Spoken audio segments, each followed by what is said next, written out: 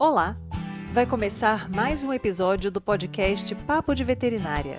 Eu sou Thaís Rocha e uma vez por semana eu converso com profissionais da medicina veterinária sobre trajetória e escolhas que moldaram sua carreira. Esse episódio foi transmitido ao vivo pelo canal youtube.com/papo de veterinária em 6 de março de 2024.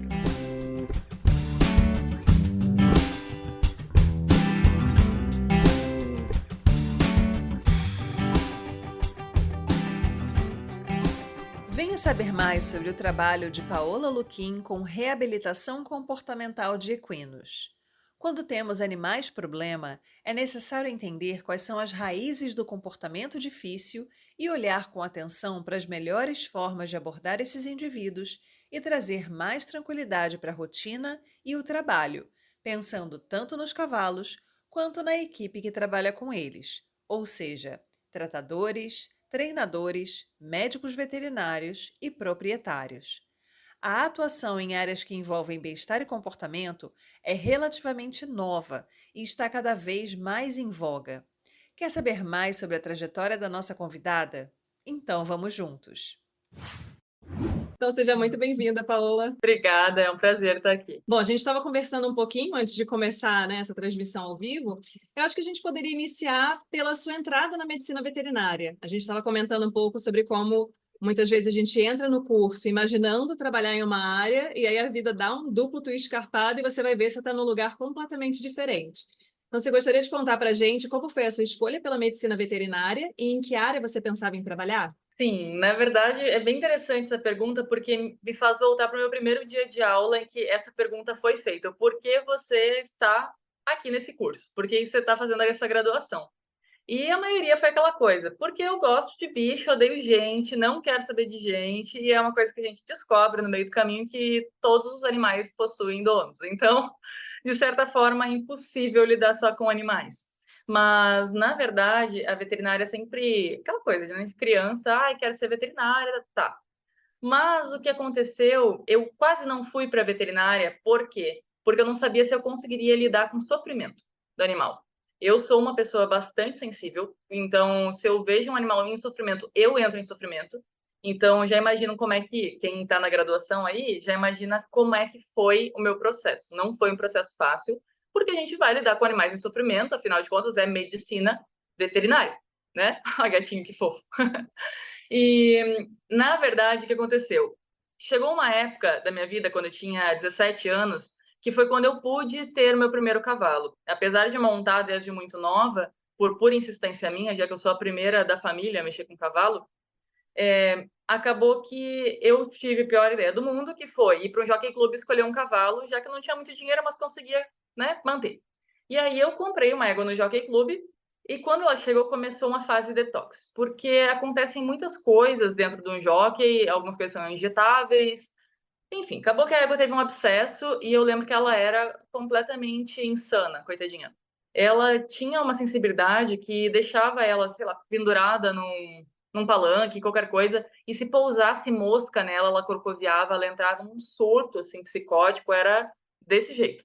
E aí eu cheguei num dia, eu comecei a ver um caroço crescendo no pescoço dela, e eu achei estranho, até que um dia eu cheguei e ela não se mexia. E eu fiquei: "Gente, como ela não está se mexendo? Eu conheço ela".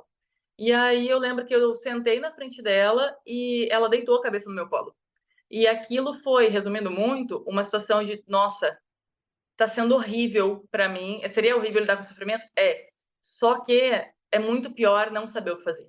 Então eu estar aqui, não saber o que fazer, podendo fazer algo dependendo do ciclano, do fulano, da veterinária, de tratador, de não sei o quê, e convenhamos, muito no meio do cavalo, pra quem é do meio do cavalo já deve ter essa noção, não sei nos outros meios, é assim: todo mundo tem opinião e todo mundo sabe o que fazer. Só que, na verdade, ninguém tem fundamento nenhum sobre isso, né?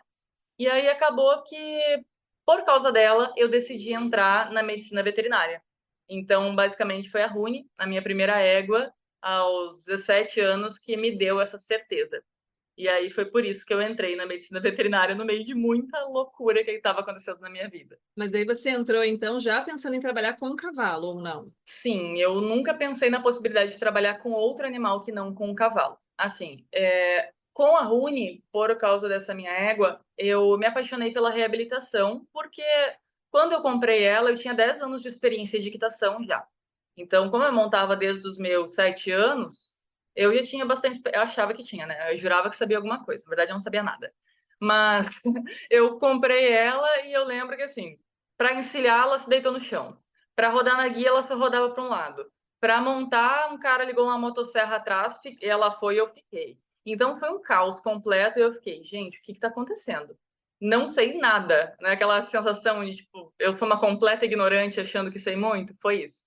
E aí eu conheci um profissional que é muito amigo meu até hoje e levei ela para lá. E com ele eu descobri muito sobre comportamento e eu vi ela mudar completamente em um mês. E aquilo para mim foi uma coisa sensacional, foi incrível. Ela mudou, virou outro cavalo, sabe? E coisas que as pessoas falam como: "Ah, isso é mania dele, isso é barda, isso aí é frescura". E na verdade ela realmente, ela era tomada pelo medo, ela não tinha experiências, ela não tinha nada. E vi vários outros casos de cavalos, assim, muito caóticos, muito complicados, que ele também resolvia. E aí eu me dei conta da quantidade de animais que eram abatidos, eram descartados, eram negligenciados e estavam em sofrimento mesmo a gente não sabendo pontuar o que, né? O que que eu preciso ver para ver se o animal está em sofrimento. Geralmente as pessoas olham para os animais magros, lá em carroça, assim. Só que a gente olha, às vezes, um animal numa baia, ele tá gordinho, tá bonito, tá brilhoso, não tem uma sujeira nele, mas ele tá em sofrimento. E a gente não sabe ver porque não fomos ensinados a ver. Inclusive, na graduação, nós não somos ensinados a ver. Pelo menos na maioria das.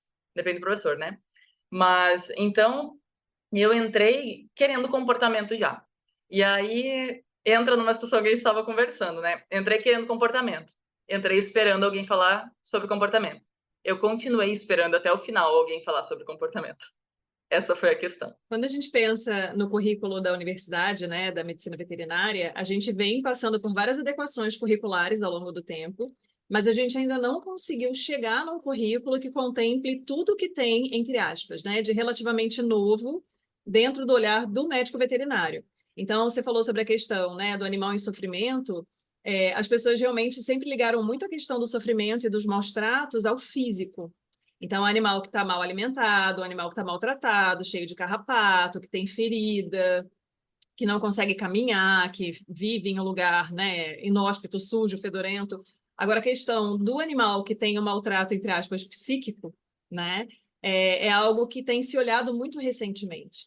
E a gente estava até conversando sobre isso, né? Como em grandes animais, isso é muito desafiador, em cavalo é desafiador, em bovinos, né? Isso se escala, né? Sei lá, ao cubo no mínimo. Em moares e asininos, isso é mais complicado, em suínos também. Então, a gente, às vezes, você já entrou com esse olhar, né, de pensar no comportamento, de pensar nessa abordagem, e às vezes, muitas vezes, na verdade, né, o que o currículo da faculdade nos oferece está muito distante daquilo que a gente gostaria. E aí a gente tem esse embate do que as pessoas veem como o papel do médico veterinário. Então, acredito eu, e aí eu gostaria que você comentasse que você também pensou, tipo, mas, né, clínica, cirurgia, reprodução, tudo que envolve equinos ali, meio que pode ser minha praia, né? E às vezes você chega lá e você se decepciona, você fala, não, talvez não. E para algumas disciplinas, algumas atuações específicas, você acaba tendo que buscar por fora, né? E aí a gente tem essa questão do conhecimento que a gente chama anedótico, né, de campo, né, daquela. Eu sempre brincava com os alunos assim, não tem a lenda urbana, tem a lenda rural também. Tem todas aquelas crenças que as pessoas já carregam de geração em geração, de como é. Ah, mas sempre foi assim. E aí você tem que quebrar tantos paradigmas ali, você tem que lidar com tantas situações desafiadoras, que com certeza tem muita gente que desanima nesse meio do caminho. Então, como é que foi para você, assim, chegar e ver as áreas clínicas, a parte mais técnica, né? Enfim, de lidar com a saúde. Na verdade, não de lidar com a saúde, né? A gente lida muito mais com a doença do animal no curso universitário do que com a saúde, né? Tem Uhum. gente que sai saindo fazendo cirurgia de abdômen agudo, mas não sabe olhar um animal a campo e saber se ele está adotando a posição correta de urinar ou não. Então, a gente acaba fazendo um curso pensando muito na doença, né? Em tratar a doença e abordar a doença. E muito pouco na saúde, principalmente quando a gente pensa no psiquismo, no comportamento, no bem-estar do animal. Então, como é que foi para você ver esse paralelo, né? Entre essas disciplinas, numa mesma espécie, e que tem esse olhar tão diferente? Foi bem difícil, não vou mentir, assim, na verdade eu quase desisti da veterinária do 4º semestre, até o 3º até foi, porque era muito disciplina, anatomia, fisiologia, bioquímica, era muito geral. Quando começou a especificar, começou a ficar difícil para mim, porque vamos lá, super, clínica, tá começando que assim, né, cavalo a gente vê a partir do 8º, 7º, 8º semestre, então já é outro sistema. Mas começou a ficar bem difícil. E aí eu comecei, tá, mas só um pouquinho, deixa eu olhar meu currículo de novo. Clínica, cirurgia, anestésio, que vixe, onde é que tá o comportamento? Quando eu vou ouvir falar de cavalo? Daí eu comecei assim, gente, mas é no 7º semestre que eu vou ouvir falar de cavalo? Quem que vai falar de cavalo? Esse aqui, que eu conheço? Daí entra naquela coisa, né? Então foi muito difícil e quem me resgatou para permanecer na medicina veterinária foi um professor de suínos. Foi o professor Frandoloso, que ele era um professor muito diferente, assim, fez mestrado, doutorado, não sei o que, lá no Canadá, então ele tinha um pensamento diferente, porque a área, não é porque é no exterior que é bom, tá, gente? Mas ele foi para uma área que tinha uma visão completamente diferente. Então, ele era uma pessoa que amava o que fazia, e ele era uma pessoa com uma visão de futuro. E aí eu estava frustradíssima, falando com ele sobre o quanto eu estava infeliz com toda a situação. E ele falou assim para mim: Paola, tudo que existe hoje, alguém teve que começar. Por que não você? E aquilo fez assim, pum, na minha cabeça. Por quê? Porque eu pensei, realmente, tá um saco e vai ser bem ruim eu ficar até o final sem fazer o que eu quero. Entretanto, se eu não terminar, não concluir, eu não vou ter a chance como médica veterinária de mostrar e ser caminho para mais pessoas. E isso mudou completamente a minha visão. Não vou falar que foi fácil concluir, porque não foi, mas sempre que ficava muito difícil eu lembrava disso. Então, lembrar disso me fez ir muito mais longe do que eu conseguiria chegar sozinha. Então, até uma coisa que eu falo, às vezes não tem uma pessoa para se espelhar, mas procure aquele professor, não por parâmetro assim monetário ou não sei, tem coisas específicas, sabe? Eu olho muito como essa pessoa se apresenta, porque a forma que o profissional se apresenta diz muito sobre como ele trabalha, e assim como uma pessoa faz uma coisa, ela faz todas as outras. Como ele fala sobre a profissão dele, isso é outra coisa, e a forma que ele trata os outros. Isso já é uma pessoa completamente diferenciada e não importa qual é a área dele. E vai ser uma pessoa que vai te ajudar a seguir adiante. É interessante essa sua fala, porque a gente já teve em outros papos, assim, né, os profissionais falando, busquem mentores, pessoas dentro do curso que possam ser uma referência. Muitas vezes existe um pouco dessa decepção de não ser uma pessoa da área que você quer trabalhar, mas ainda assim a gente sempre tem muito a aprender com as pessoas. E a questão da postura profissional é muito importante. A gente sabe que existe uma ansiedade natural no jovem de já querer sair trabalhando e fazendo e realizando e etc.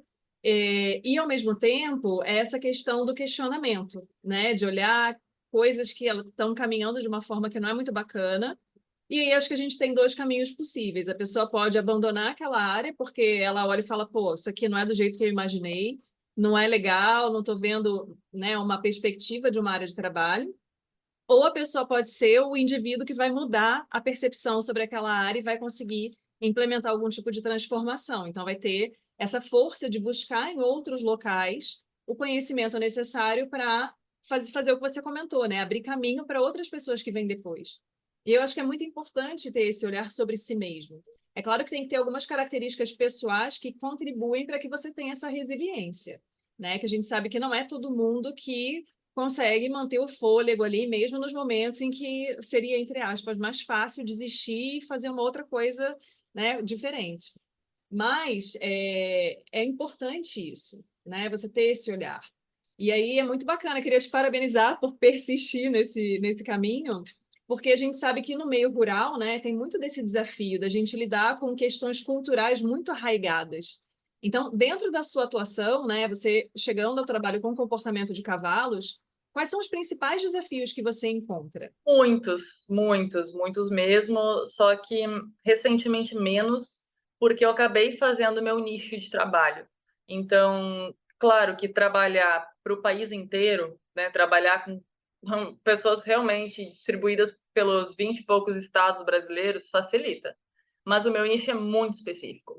Hoje, a gente tem que se adaptar e aceitar um pouco a prática de demitir clientes. Então, isso foi uma coisa que eu precisei fazer e precisei lidar com várias crenças minhas para conseguir fazer isso. Porque às vezes tem aquela coisa, mas é que o cliente, dinheiro entrando, só que tem pessoas que elas vão consumir a tua saúde mental. E eu não me permito mais passar por isso. Então, se tem um cliente que parece ser de um jeito e quando eu chego eu vejo que não é a linha que eu idealizo, é a primeira e última vez que eu atendo. E eu não atendo de novo. Então, já tive casos em que eu atendi e foi uma choradeira no cavalo de exposição e tudo mais. E acabou que, assim, consegui dar um jeito, fizemos lá uma radiografia do cavalo e vimos que estava com uma fratura navicular. Então, o que aconteceu? O cavalo estava em exposição, já tinha competido na parte de morfologia. E aí, o que aconteceu? Aconteceu que ela perguntou: olha, ele precisa competir no funcional para conseguir o prêmio. Posso medicar? Eu olhei e falei: não.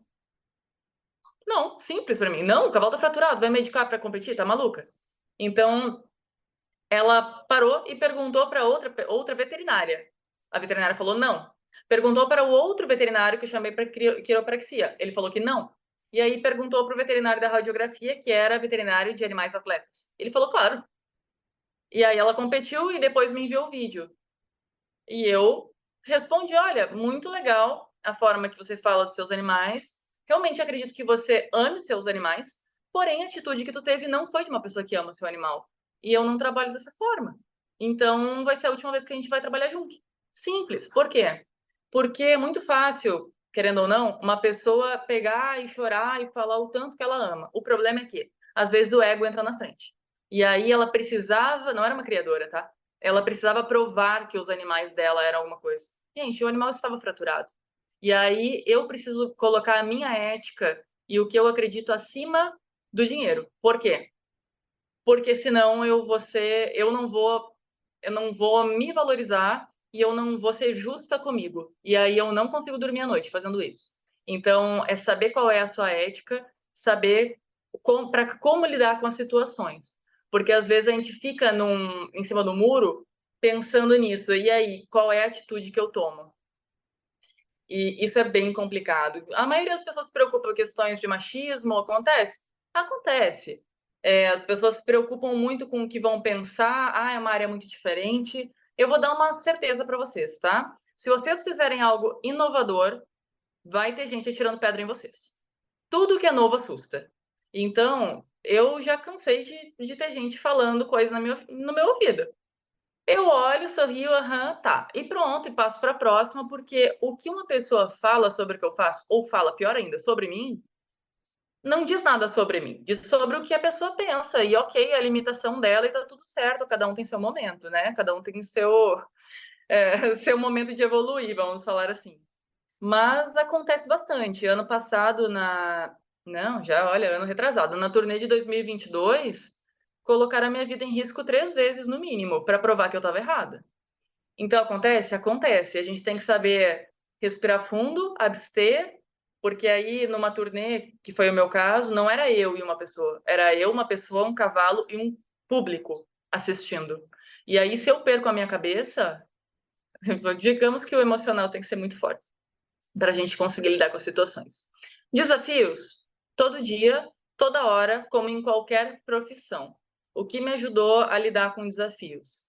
Me conhecer e entender mais, tanto que eu fiz a especialização em comportamento humano, porque não existe ser um bom profissional sem se entender, para se respeitar. E sem respeito, a gente não faz um trabalho bom, bem feito. Essa questão de limite é muito importante, né? E realmente a gente precisa caminhar um tanto para conseguir chegar nesse ponto de ter a segurança de se posicionar, de colocar o limite no cliente, de dizer o que a gente atende, o que a gente não atende. E num começo de carreira, isso acaba sendo bem mais difícil, porque você realmente está, né? Principalmente você inovando, né? Abrindo um campo novo de trabalho, você tá, como o pessoal gosta de dizer, tá no puro mato, né?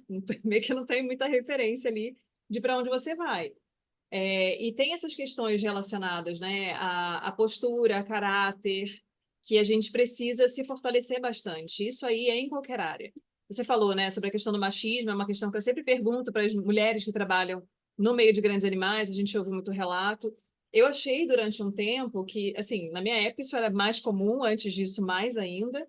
A gente ouvia uma coisa ou outra, melhorou bastante já, mas eu me assustei muito quando eu comecei a ter alunas chegando dizendo que tinham esse receio ainda. Eu falei, ainda?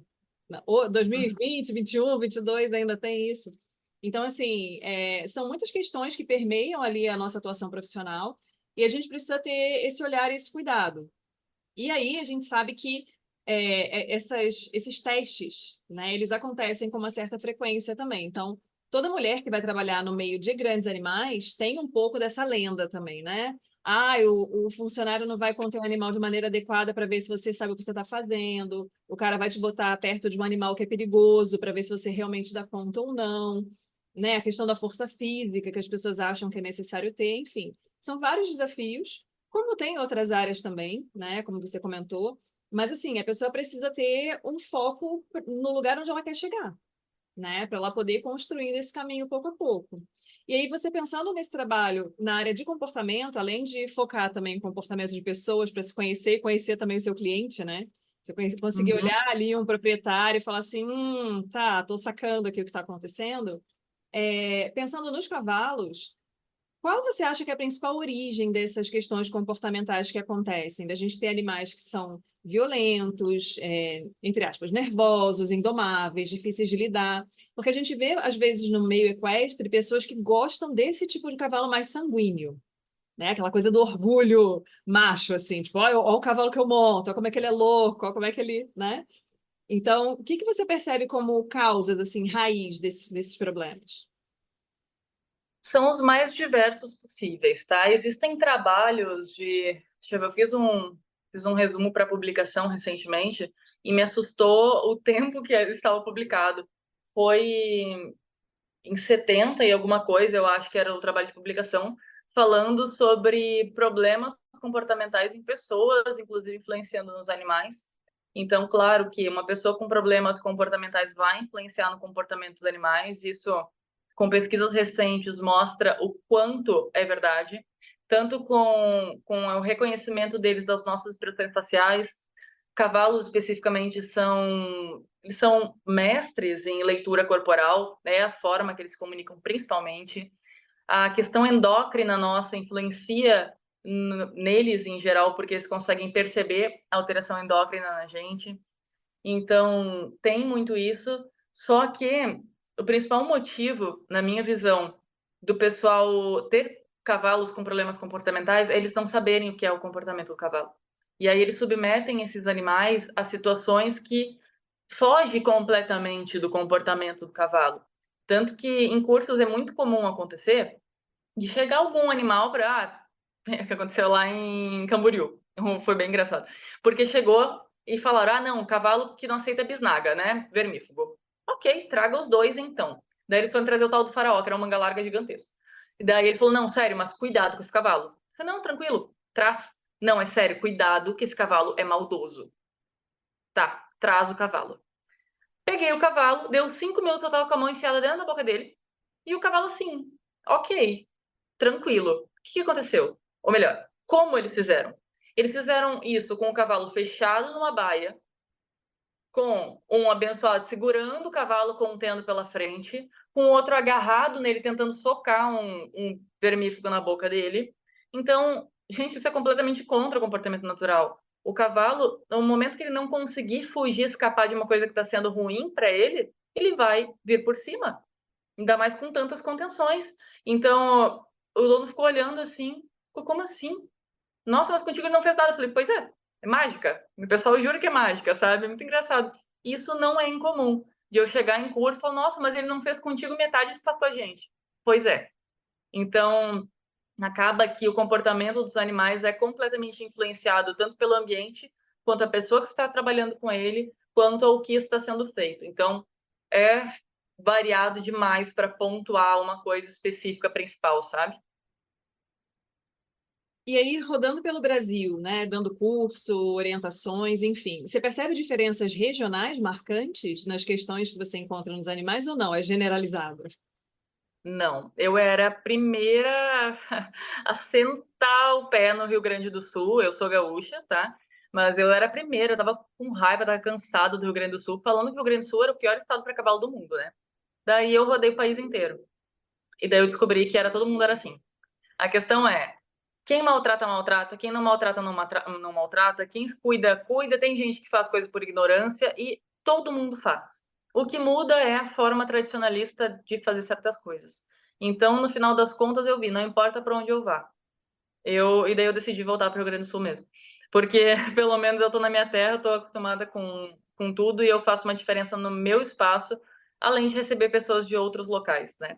Então, e sair pelo Brasil, foram 47 mil quilômetros, um pouco mais, em um ano rodando, sem voltar para casa, e foi puxado. Foi bem puxado, mas me educou muito, me ensinou muito, porque algumas coisas a gente passa a dar mais valor depois que a gente sai. O meio equestre ele é bem desafiador, você comentou sobre a questão, né, de um veterinário que trabalha com cavalo de esporte.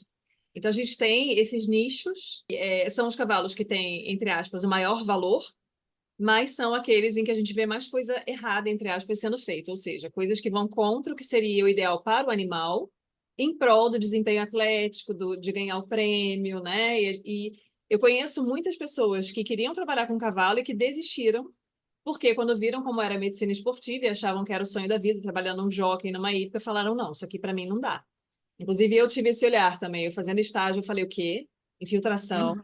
Falei, não. Uh-uh. Então, assim, é bastante desafiador e a gente entende esse contraste entre o custo de você manter um animal daquele tamanho, com aquela alimentação, naquele espaço, às vezes você botar num centro hípico numa grande cidade, né? É caríssimo você manter o animal ali, então você quer um retorno, mas você tem que ter esse olhar para aquele indivíduo também. Então, esse não ver quem é aquele animal individualmente, além de não entender quais são as necessidades da espécie, né? Que foi o que você falou, a pessoa não sabe o comportamento básico de um equino. Então, assim, como é que vai querer dizer que o animal é maldoso e que quer escoiciar e quer acertar a sua canela porque não gosta de uma bisnaga na boca, né? Então, a gente tem esses desafios bastante comuns, assim. Que você percebe, assim, que falta de orientação para as pessoas com relação ao básico do que é o comportamento do equino? Você acha que é uma coisa cultural que vem sendo trazida aí ao longo do tempo? O problema é que as pessoas, no meio equestre, pelo menos no Brasil, tá? O problema é que as pessoas são boas ou experientes conforme o tempo de vivência. E elas não precisam exatamente de uma certificação para fazer o que elas fazem. Então, hoje, qualquer um pode ser domador, qualquer um pode ser treinador, qualquer um pode ser. Só não pode ser veterinário, mas tem uns que juram que qualquer um pode ser veterinário também. Mas qualquer um pode ser qualquer coisa, não precisa de uma certificação para ser. Tanto que tem gente que pergunta: eu preciso fazer veterinária para trabalhar com comportamento? Sinceramente, não. Eu não preciso nem ter o meu CRMV ativo para isso, né? Então, assim, é complicado, mas também, vou falar, o que vai ajudar a fazer uma graduação em veterinária para trabalhar com comportamento? Entender de fisiologia, anatomia, compra um livro e tu aprende, a não ser que queira usar o diploma como cartada para entrar em certos locais. Aí sim. Mas se tu não pretende ensinar, se tu não pretende, sei lá, ir para universidades que é só trabalhar com comportamento, não tem necessidade no Brasil. Agora, se a gente for olhar o Yogi, que é o mestre do casco no mundo, eu acho, o cara lá do Reino Unido, o cara tem PhD em casco para trabalhar com isso, entende? Então é outro esquema. Não tô falando que no Brasil as coisas são piores, não, mas tem menos fiscalização. A gente costuma falar aqui no Sul, a gente chuta uma moita, cai 3 domadores, mais 3 cavalo crioulo, um do lado do outro. Então, assim, tem demais e não tem um critério para a pessoa saber se a pessoa é boa ou não é. Então, não tem nada que meça isso. A pessoa olha, oh, nossa, tem seguidor, é boa. Não, gente, não quer dizer que é boa. É a primeira coisa que eu faço quando eu vejo alguém que trabalha com cavalo. Vou até trazer um caso, recentemente, que eu fiz exatamente isso que eu ia falar agora. Primeira coisa, eu vou olhar foto por foto e vídeo por vídeo. E eu analiso todas as expressões faciais e corporais que eu consigo, tanto do cavalo quanto da pessoa. E aí, depois disso, eu já tiro uma conclusão. E aí eu vou ver como é que ela responde às situações. Esse caso específico, dessa moça, eu fui ver e ela estava ministrando curso de comportamento equino. E eu fiquei, ué, mas eu fui a primeira mulher a ministrar curso de comportamento equino, mais antigo que eu, antigo não porque eu não sou antiga, mas mais que eu, mais tempo que eu ministrando isso, só o Dr. André Sintra, que ele é da nutrição e ele traz comportamento, mas sem a prática, né? É um amigo meu e professor meu também. Mas, em geral, eu era a única. E aí eu vi que ela fazia. Eu achei interessante, né? E eu fui olhar, estava escrito, qual que era? Denver University, não sei, era uma universidade dos Estados Unidos. Eu falei, caramba, ela fez graduação lá. Só que o que eu vi no perfil não era condizente com isso. Até porque quando a gente vê algo no exterior, a gente tem uma ideia de grandeza. E aí eu, como muito futrica que eu sou, fui pesquisar. Eu vi que era um curso de sei lá eu quantas semanas online. Gente, ninguém se torna especialista em comportamento online, apesar de termos 2 pós-graduações em comportamento equino completamente online no país, né? Mas ninguém se formou ainda, então ninguém pode se chamar de especialista em comportamento equino. Fiquem atentos para quem fala que é, tá? Porque nem eu falo.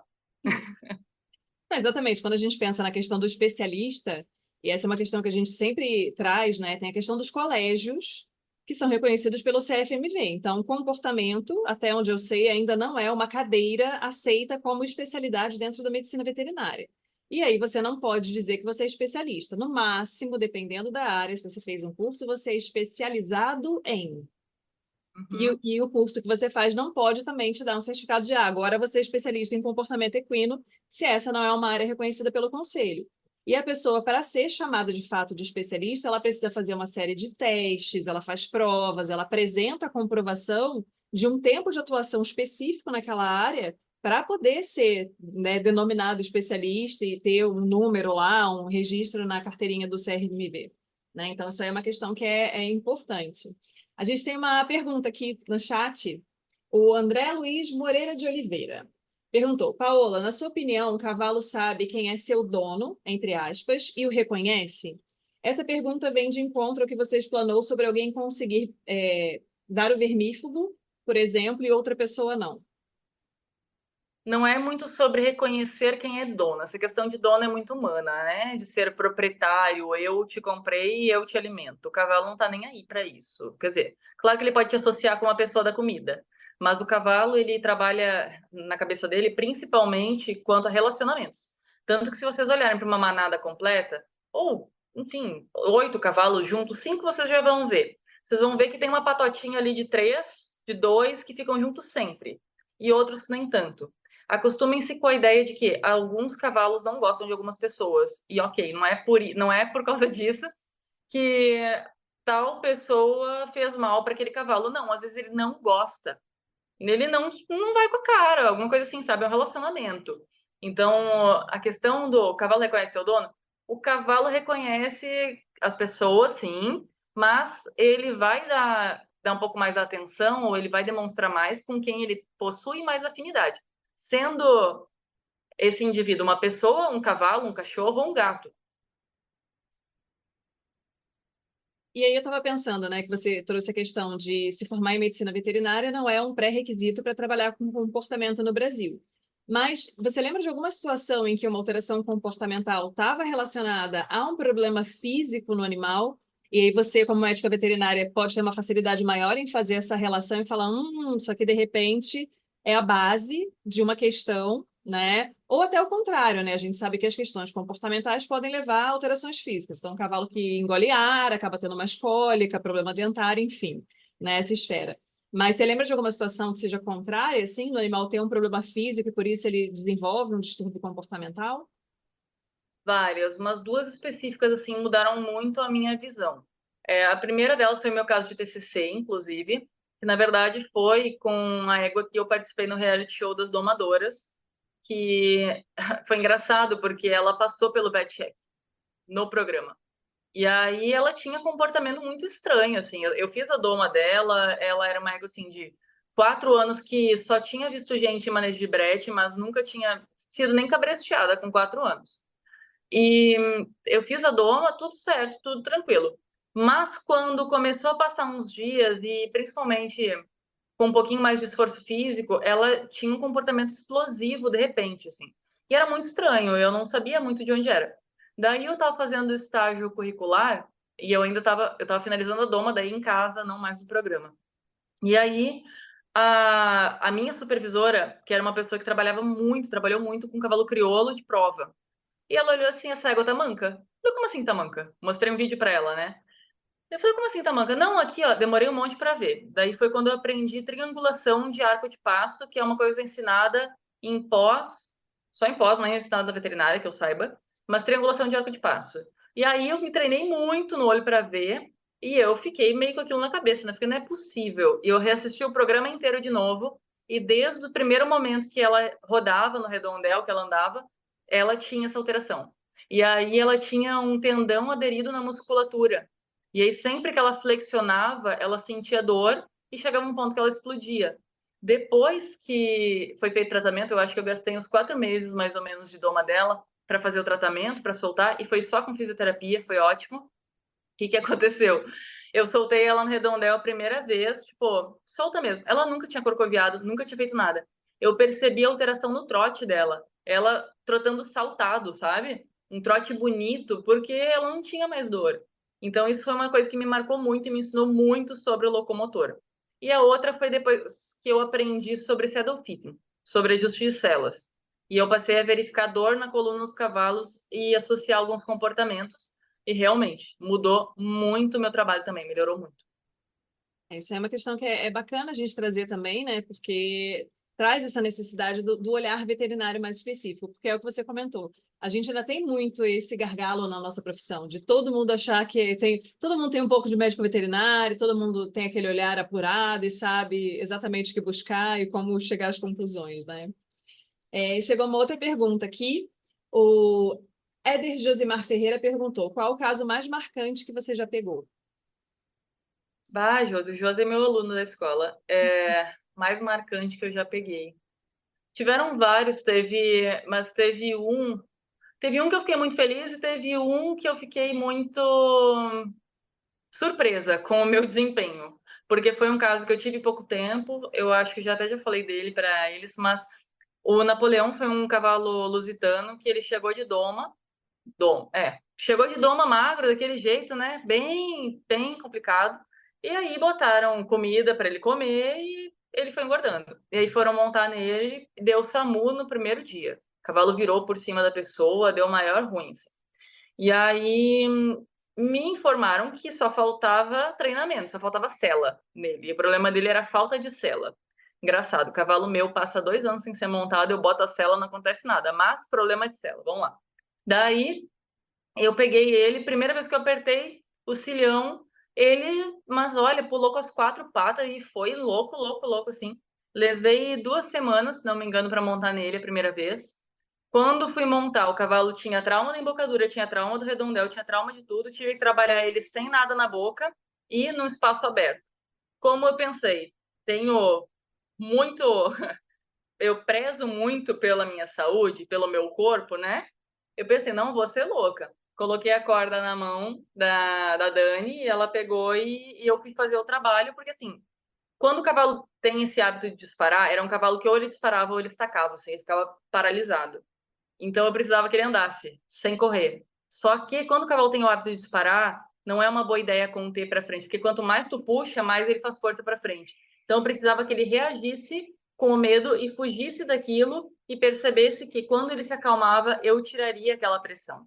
Então foi um caso assim muito complexo, muito complicado, que em um mês eu entreguei o cavalo andando pela hípica toda, sem embocadura, sem nada. Deixa eu pensar mais um caso, o Ok também, o Ok foi um cavalo bem legal, que ele tinha um problema de levantar a cabeça, ele levantava o focinho acima da linha da nuca, com a embocadura.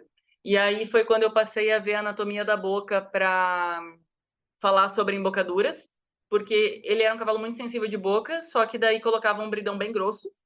E aí, como eu descobri que ele tinha uma língua gigantesca, quanto mais grosso, pior era. e aí eu diminuí a espessura, ensinei ele a responder. Em 3 turnos o cavalo estava resolvido, voltei no ano seguinte e o cavalo estava assim, ó, topíssimo demais, assim, competindo, estava bem. Então, tem vários casos que eu acompanho, sigo acompanhando, né, em geral, mas que eu lembro do nome de cada um deles e é uma coisa muito gostosa, assim, de acompanhar, porque realmente não é um cavalo de um cliente. Tanto que os meus alunos sabem, todos eles eu tenho contato salvo e eu sei o nome de cada um deles. Então, é uma coisa mais especial, é uma coisa mais particular, e eu acho que isso faz diferença também na hora de lidar com eles e com as pessoas, os cavalos que são de outras pessoas. Bom, a Gui mesmo, a guitarra foi do programa, ela foi tratada exatamente como a minha. Então, os cavalos que estão comigo são tratados como se fossem meus, com o cuidado se fossem meus. Temos mais perguntas e comentários aqui. Jane Lamin falou: Eu acredito que os cavalos reconhecem pela voz, pela maneira que você se maneja, por esses detalhes, como cheiro e etc. Lembro que todos os cavalos que eu te mandava vídeos para análise, grande maioria sentiam, lembra? E aos olhos dos leigos estava tudo ok. A Jenny, a gente vive trocando mensagem. A Jenny é amiga minha e a gente se conheceu à distância, depois a gente se conheceu de perto. Ela é uma grande domadora. E realmente é muito legal fazer essa troca e até desafio vocês a estudarem um pouquinho de comportamento e andarem pelas páginas de fotografia aí de fotógrafos profissionais do meio do cavalo para analisarem as expressões faciais desses animais. A gente fica bem surpreso. Sim. Tem algum caso que não tem solução? Eu não acredito muito em casos sem solução. Falaria assim, o caso mais difícil, que eu considero difícil, cavalos que entraram em desamparo apreendido. Cavalos que entram em desamparo, gente, o que é o desamparo? Na verdade, o desamparo, ele veio, volta muito, muito no tempo. Esse teste foi feito inicialmente com cães. E, basicamente, como é que foi feita essa pesquisa?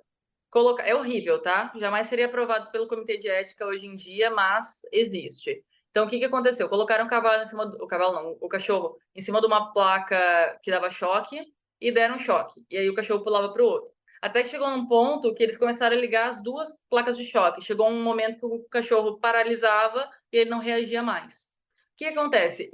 O cavalo de desamparo, ele entra no estado de flooding, que é um estado de inundação, de excesso de informação com o meu comportamento não tem sentido nenhum porque ele não me livra desse problema.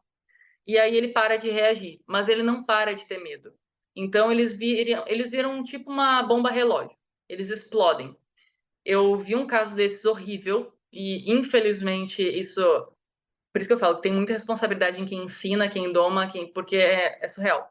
Esse caso específico foi um cavalo, um potro bem pequenininho, que era para uma criança, e ele passou pela doma tradicional e pela prática do quebra-queixo, que é a puxada de bocal. Enfim, ele foi completamente abusado na doma, foi realmente caótico, e aí o cavalo parou de brigar e tudo, ele ficou aquele cavalo mansinho. E aí ele foi para esse menino, tempos depois, tipo uns 4 meses depois, e a criança estava assim, ó, debruçada na janela da baia do cavalo. E aí o criança estava ali com ele, e de repente esse cavalo ele ligou e ele veio e agarrou a criança por aqui, pela boca. E arrancou um pedaço da boca dessa criança. Então, assim, mas o cavalo foi muito manso. Não, ele era um cavalo que estava com a chavezinha desligada. E aí chega de repente ele faz assim, puf. E ele vira um cavalo extremamente perigoso para ele e para as pessoas que estão na volta. Ele apaga completamente. Eu já trabalhei casos assim, melhorou, mas chega um momento assim, é muito estranho. Eu trabalhei o Sol era um cavalo desse, ele acabou vindo a óbito, mas tempos depois não tem nada a ver. Mas esse cavalo, ele era um cavalo que assim, ele derrubava, ele corcoviava, ele via como a pessoa reagia, parecia, sabe? E depois ele fazia o inverso, do jeito, do ângulo, não sei. E ele atirava a pessoa no chão. Quando atirava as pessoas no chão, o que que as pessoas geralmente no sul lá faziam? Já levantava do chão e dava na cara dele. Então, quando ele derrubava a pessoa, ele já vinha para cima. E esse cavalo surtou comigo de repente. Eu sei que ele me derrubou no asfalto, ele passou corcoviando uns minutos, ali uns 3 minutos comigo, meio rodeio, assim, é bem difícil me derrubar, mas passou corcoviando, e aí eu caí, no que eu caí, eu já levantei, assim, caí de cabeça no asfalto, levantei, e o pessoal tentou atacar ele com os outros cavalos para pegar, porque estava perigoso, e aí foram tentar pegar ele, e ele coice, não deixando ninguém chegar perto, e aí ele olhou para mim, no que ele me viu, ele parou. Então foi me ver, ele associou e parou, porque eu nunca fiz mal para ele. E ele tinha melhorado muito. Só que ele surtou, ele engatilhou, como eu chamo, e ele reagiu. E aí é um perigo, porque não é um cavalo que qualquer pessoa possa lidar ou montar com segurança. Eles surtam. Tem os gatilhos muito fortes. E você já teve alguma experiência de perceber se esses traumas que os animais passam, porque isso tudo é muita questão de doma, o que esse animal é submetido, né, durante um bom tempo, e o que ele aprende como resposta. E aí tem toda essa, entre aspas, agressão ao que seria a natureza desse animal. Então, quais são as melhores formas de você abordar, como é que você pode contribuir para que o animal não seja tão assustado, tão reativo, porque, no final das contas, é uma presa. Então, o objetivo sempre ali é tentar sobreviver, né? E aí, um animal grande, 400, 500 quilos, né? Chutando para todo lado, coice, madotada, mordida, é sempre muito perigoso, né? Mas você percebe se tem alguma questão de passar esse padrão de trauma? Então, por exemplo, uma égua ou um garanhão que tem questões comportamentais e aí a progenie, né, de poder ter, mesmo que não tenha sido submetida aos mesmos processos? Você já chegou a ver algo com relação a isso? Olha, tem a questão de temperamento passa muito geneticamente, claro, mas também existe pesquisa em cima disso, em que o que é aprendido passa para a progenie. Isso foi feita uma pesquisa muito legal com camundongo sobre isso, em que ensinaram os ratinhos lá a passarem por um labirinto, e aí em alguns locais dava choque e tudo mais. A progenie desses camundongos não errou o labirinto, foi direto. Então, assim, existem pesquisas que mostram. Então, se a gente pensar a chance de um potro da minha égua vir manso, muito tranquilo, é altíssima, né? Pela experiência, ela nasceu comigo, passou por isso. A mãe dela foi resgatada e passou por todo o processo. Ela nasceu comigo, fez tudo isso. Agora, a chance de eu pegar uma égua de uma cabanha e criar um potro desde o nascimento também, e ele ficar muito parecido com ela, é muito menor. Por quê? Porque existem várias experiências, né? Ou falta delas. Que é aquela coisa, experiência ruim e experiência boa, as duas são experiências que vão complementar. Se o cavalo não passou por nenhuma experiência ruim, mas ele também não tem experiência boa quanto a conhecer gente, ele vai enxergar a pessoa e, tipo assim, que monstro é esse? Já percebeu que todos os animais tratam o ser humano como se fosse um alienígena? Porque é muito engraçado, a gente assiste até, viajando um pouco, mas a gente assiste até Animal Planet. Tá lá sei lá, a zebra, o antílope estão lá bebendo água. Passa um leão, eles ficam assim, ah, tá, leão, ele não vai me caçar agora, beleza. E continuam bebendo água. Agora, com pessoas, os animais em geral, quando eles não conhecem, eles fogem imediatamente. É muito interessante. Não sei se tem pesquisa sobre, mas eu acho muito interessante essa questão. Então, voltando, acho que influencia sim. Temos aqui, Camille Moreira falou, lembro de quando era criança, tínhamos uma égua de lida e eu chamava ela e ela vinha também. De outras pessoas ela fugia. Aconteceu bastante comigo. Eu tenho muito hábito assim, gente. O meu trabalho, quando eu trabalho com um animal, é muito pouco tempo técnico. É técnica em qualidade e tempo de qualidade. Sim, são os dois juntos. Então, eu costumava falar assim pro tratador quando eu ia chegar: falei, solta meus bichos que eu só vou chegar às 9. E não vão deixar eles das 6 da manhã até às 9 lá, fechados à toa só porque eu vou chegar. Então, eu chegava e o pessoal ficava muito impressionado porque eu chegava e minha égua vinha correndo para mim para trabalhar. Eles ficavam assim, como assim? E eu lembro que final de semana o pessoal ia pegar os cavalos para laçar. Nossa, eles levavam 40 minutos para pegar cavalo. E aí, o que eu fazia? Eu sempre ia lá, pegava, treinava. Depois eu voltava e ficava sentada no meio do campo, só com eles. Chegou um momento que os cavalos que fugiam dos outros começaram a chegar. Quando eu chegava lá, eles vinham também. Porque, querendo ou não, eu fazia parte. Não que eles me enxergassem como um cavalo, tá? A gente nem quer isso. Mas eles me enxergavam como um relacionamento legal. Eles chegavam em mim, me cheiravam, eu não fazia nada. Ou fazia um carinhozinho, saía de perto. Ah, pessoa legal, relacionamento bom.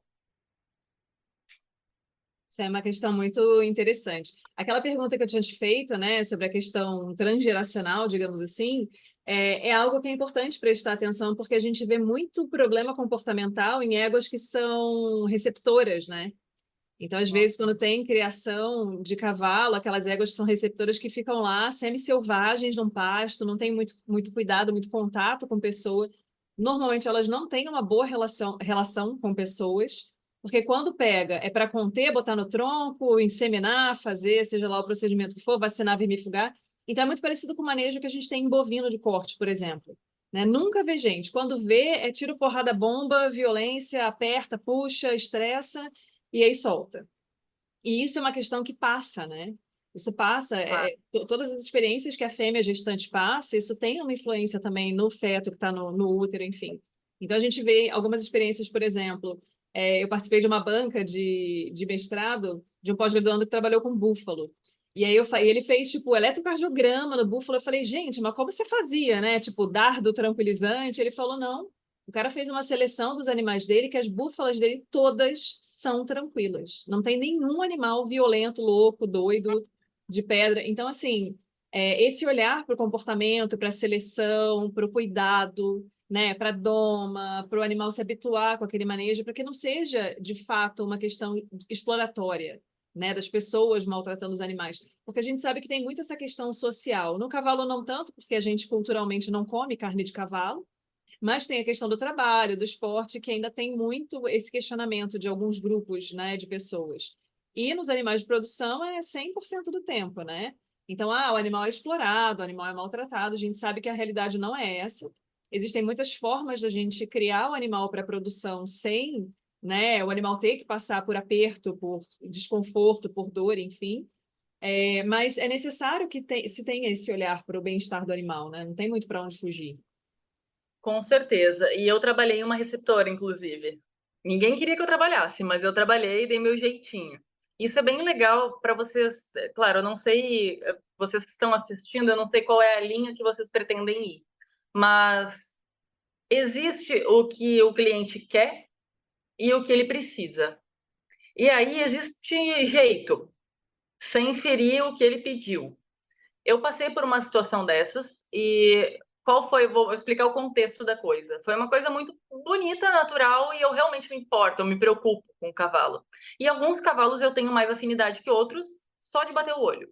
Então, claro que todos eu tento fazer meu melhor trabalho, mas em geral isso acontece e quando acontece é muito especial. Foi uma égua que era de um aras de criação de cavalo de corrida e essa égua chegou como um presente e era nada a ver. Ela era uma BH e ela ia ser receptora. E ela chegou bem novinha, tinha 2 anos, uma coisa assim. E aí eu vi que ela era completamente assustada. Na baia ela tava com cabresto, com fiozinho, né, com a cordinha solta ali. E aí eu vi o pessoal soltar essa égua a primeira vez no redondel. E eu tava trabalhando 3 potros lá, para preparo para leilão, para leilão. E aí, quando eu vi eles tentando pegar ela, eu fiquei assim, meu Deus, um sofrimento, mas eram dois correndo atrás dela, para um lado, para o outro, para um lado, para o outro, e assim. E ela era muito boazinha, porque ela poderia ter tirado os pés, ela poderia ter feito qualquer coisa, ela só fugia. E depois de muito esforço, deram um bote e conseguiram pegar. E eu falei: escuta, essa égua aí é o quê? Vamos trabalhar ela? Não, essa égua não vale nada. Ela vai ser só receptora. E na minha cabeça veio o quê? Gente, ela vai criar um potro. Esse potro vai precisar ser manejado. Essa égua não consegue olhar para pessoas. Como é que o potro vai vir? Olha o sofrimento que vai ser para os funcionários, para a égua e para o potro toda vez que precisar manejar. Ok, deixei quieto, me proibiram de trabalhar, beleza. E aí eu peguei meu horário de almoço e eu fui para dentro da baia dessa égua e eu sentei no cantinho da porta e sentei, fiquei lá. Fiquei, nem sei, devo ter ficado 1 hora lá dentro. Depois, faltando assim uns. Fiquei lá sentado olhando pro nada, nem com o meu celular eu tava. Deixei gravando para ver se alguma coisa ia acontecer. E aí, quando eu vejo, ela começa meio que assim, bufava, me olhava. E quando eu vi, ela tava me cheirando. Daí, saí do meu horário de almoço e depois, outra hora, eu voltei. E aí, eu comecei a adaptar ela com a minha altura. Resumo, perguntei, gente, posso soltar a fulana? Pode, vai, solta a fulana. Que ele soltava uma vez por semana só, porque ela era muito louca, dava muito trabalho para pegar. E aí eu soltei e depois eu fui lá, tava eu andando pelo redondel e ela andando atrás de mim. E eles pararam assim, ficaram olhando. O que tu fez com ela? Eu falei, nada, só convivi. E aí eles se interessaram e entenderam a necessidade. A questão é, eu não trabalhei ela necessariamente, eu só estive com ela. Eu achei uma brecha para mostrar um valor a mais e porque eu me importava. Então, assim, é algo a mais no trabalho e é algo que me marcou muito, gostei demais dessa potra e eu consegui mostrar para os funcionários e fazer com que ela seguisse outros funcionários. Então, olha o quanto que pelo menos 2 vidas a gente melhorou, da Ego e do Futuro Potro, mas todos os funcionários juntos. Evitar o estresse para o funcionário também é uma questão importante, né? Porque a gente sabe que as pessoas, lógico, tem a questão da índole, do caráter da pessoa, mas a gente sabe que é um ambiente estressante, tem um monte de atribuições durante o dia, a pessoa tem que dar conta de um monte de coisa, e aí se o cavalo reluta, se ele não quer ir, se o cara tem trabalho, existe uma possibilidade da pessoa começar a ficar mais agressiva, mais violenta, e isso só vai ser, né, a bola de neve, né? A coisa descendo lá a ribanceira e só piorando com o tempo. Amanda Bacil mandou uma pergunta. Como lidar com o comportamento aprendido para o lado agressivo? Mordidas, coices, etc. Depende, Amanda, porque assim, existe o comportamento agressivo porque a gente não dá chance para o cavalo sair, fugir, né? E acaba contendo ele de alguma forma. E existe o comportamento agressivo, que o cavalo tem uma associação com algo e tem esse comportamento. E existe o comportamento agressivo da gente entrar no ambiente e ele avança na gente. Então, são coisas diferentes e formas diferentes de trabalhar. O mais perigoso, na minha opinião, é aquele que ele associa com algo, que ele pode simplesmente fazer assim. Já passei por isso também, que o cavalo ele se impulsionava dando coice para trás e tirava as 2 mãos do chão assim, indo de coice na minha direção. Isso foi muito difícil e eu tomei a atitude errada na hora de resolver porque eu achei que era uma coisa, mas aquela coisa era aquela mentidinha e era outra. Foi um dos casos da turnê. E nesse caso, o ideal seria retratar esse relacionamento com o ser humano. Então seria esse o caso. Cavalo territorialista é diferente. O cavalo territorialista, que acontece entre eles mesmo, que a gente vê, ele vai para cima e o outro foge. Ele estabelece o território dele movimentando as patas do outro. É o que ele tenta fazer. Então, o que dá para a gente fazer nesse caso? Pegar ele de surpresa, fazer ele se movimentar e sair de perto. Então, é um caso que funciona também. Agora, cavalo que é porque ele não tem escolha, o medo desse caso, não só nesse, no de gatilho também, no de associação, vem porque ele sentiu tanto medo e ele não conseguiu sair daquela situação, logo ele avança e por esse motivo, sei lá, ameaçou dar uma mordida, a pessoa saiu de perto. Associa que, no momento em que ele avança, a pessoa dá o alívio para ele. Então, são casos diferentes e a gente tem que avaliar cada circunstância para tomar a melhor decisão. É interessante, assim, você deve passar muito por isso, né? A gente passa sempre por isso como professora, toda vez que você vai ensinar muita coisa, porque sempre existe uma expectativa de que haja uma resposta, né, clara, direta, objetiva para a pergunta, e toda vez que a gente vai conhecendo mais uma área, a gente vai vendo a gama de possibilidades de problema base ali para você abordar o caso. Então, acho que é bem bacana essa questão que você faz no seu trabalho, né? De falar, ó, cada caso é um caso, tem que ver, tem que assistir, tem que acompanhar, tem que ver a reação do animal, porque... E na clínica a gente passa por isso, né? Manda uma foto. Ah, aqui, o que que o animal tem? Pelos, né? Sei lá, muita coisa, pode ser qualquer coisa. E aí é interessante porque assim, a gente vai percebendo ao longo da caminhada, né, o quanto a gente precisa ampliar o nosso conhecimento e quanto mais a gente sabe, mais a gente percebe a brecha daquilo que a gente ainda não tem nem ideia e tem que correr atrás, e tem que estar sempre indo atrás do conhecimento. E as pessoas às vezes acham que é muito simples, né? Não estou falando que é a questão da pergunta agora, não, mas estou falando que de uma maneira geral as pessoas têm muito isso e a gente já viu em alguns convidados a questão da postura, por exemplo, do questionamento na rede social. Ah, doutora, eu tô com esse negócio aqui, como é que resolve? Aí você fala, gente, não é assim. Aí a pessoa já fica, então você não é boa profissional, você não é bem qualificada, não sabe resolver um negócio assim.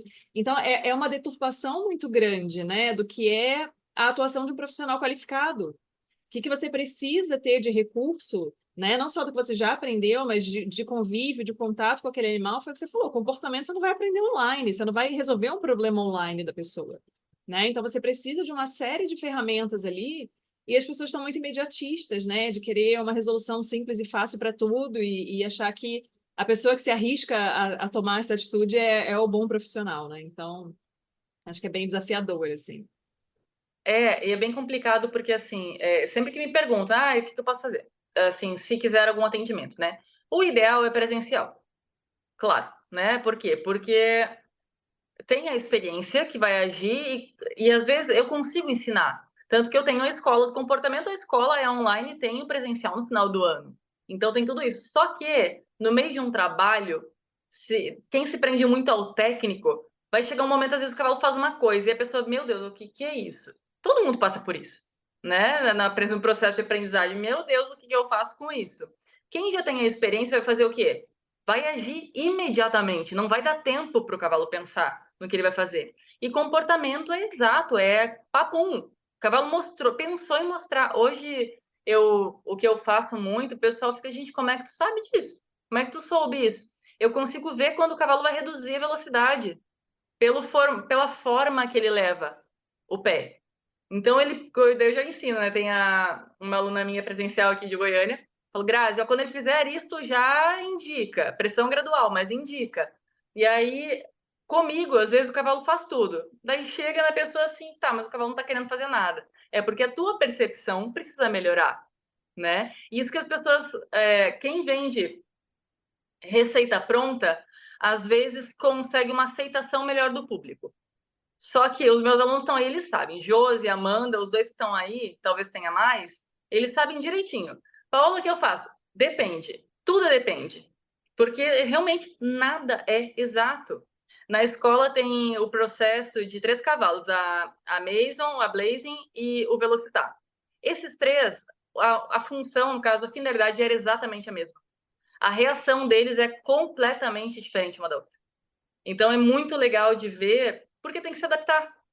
Senão, eu vou invadir, sim, o espaço e eu vou desrespeitar um cavalo e, às vezes, vou me machucar, porque eu não soube ver os detalhes.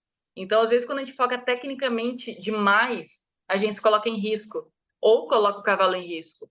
Eu gosto de falar que existem 2 profissionais extremos que eu conheci, os 2 extremamente capacitados, excepcionais, e conheci presencialmente, eu uso como exemplo como 2 extremos. Teve um que ele era técnico, assim, mas técnico, uma qualidade de técnica absurda. E aí chegou um momento, tava fazendo curso de doma com ele. Daí tava fazendo curso de doma e ele falou que era para fazer uma coisa específica. Daí eu falei, tá, mas isso não funcionar. Ele falou, não, mas vai funcionar. Eu falei, não, pode não funcionar, isso aqui é um cavalo. Eu, né, que não trabalhava sozinha ainda, eu super, né, batendo de frente com o treinador, mas tudo bem. Daí ele falou, não vai funcionar. Eu sei que quando essa discussão aí, tipo, uns 2 minutos. Daí ele se irritou comigo e falou, se não funcionar, descarta que esse cavalo não presta.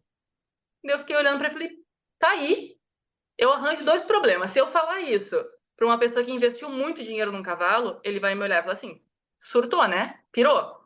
Se fala isso, pior, para mim, pro tipo de proprietária que eu sou, aí ele vai arrumar um problema. Porque se alguém chega para mim e fala que meu cavalo não presta, eu vou chamar de incompetente para baixo. Né? E daí tem o outro caso, que é de um profissional excepcional, tem muito resultado, e eu fui num curso presencial dele, é gringo até, e aí o que aconteceu? Era uma égua muito complicada, eu sei que trouxeram ela em 3, de dentro da baia, era uma potra chucra. E aí ele estava fazendo um processo de aproximação dela, e ele cortou o redondel em 4, e aí estava numa fatia assim que virou um L. E aí aqui tinha uma corda e aqui tinha a parede do redondel. E a égua estava posicionada aqui, com a cabeça para cá.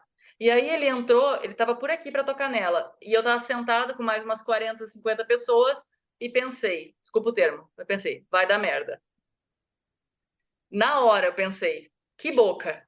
Deu 5 minutos, a égua avançou para cima dele, assim, de mão e tudo, e a sorte que o cara é desenrolado, que ele se pendurou no pescoço dela e saiu da frente. Mas por que isso aconteceu? Ele fechou ela aqui e ele foi por um ângulo, se ele viesse pelo lado, ela iria sair por aqui. Ele foi pela ponta da paleta, angulação. E aí é um cara extremamente instintivo, emocional total. Então ele não sabe explicar. O curso dele durou um dia inteiro em que ele, se ele falou 10 minutos, foi muito. Então foi um dia inteiro fazendo, se mexendo, mas sem explicação. E aí quando eu vi aquilo, eu me dei conta. O profissional técnico, ele acerta muito, mas quando ele pega um cavalo diferente, ele não sabe o que fazer. O profissional instintivo, ele acerta muito, com muitos cavalos, mas ele se coloca em risco constantemente. O cara é todo quebrado. Então, qual que é o ideal? O melhor profissional, na minha opinião, é o instintivo. Só que o instintivo precisa estudar para ser técnico e cometer menos erros e conseguir usar. todo o que está sentindo, o que está percebendo, e menos assim, eu tô vendo cada pontinho, cada centímetro e tem que dar assim, senão não dá. Não existe isso. Quer dizer, existe, mas não deveria existir. E qual que é um mito que você acha mais assim relevante da sua área? A gente sabe que cada área tem um mito, né? Tem aquela coisa que não, todo mundo acha que é daquele jeito, que já está bem estabelecido. Qual que é o mito importante da sua área? Da veterinária em geral, acho que o maior mito é que a contenção traz segurança pra gente. E Hum, isso é bem polêmico de conversar.